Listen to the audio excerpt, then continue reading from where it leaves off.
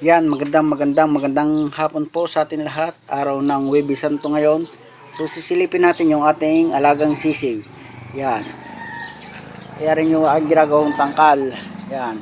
Sisilipin ko muna ho natin yung aking pullets. Yan.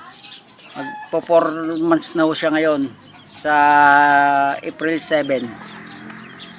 Yan. Malapit na siya mag 4 months. Yan.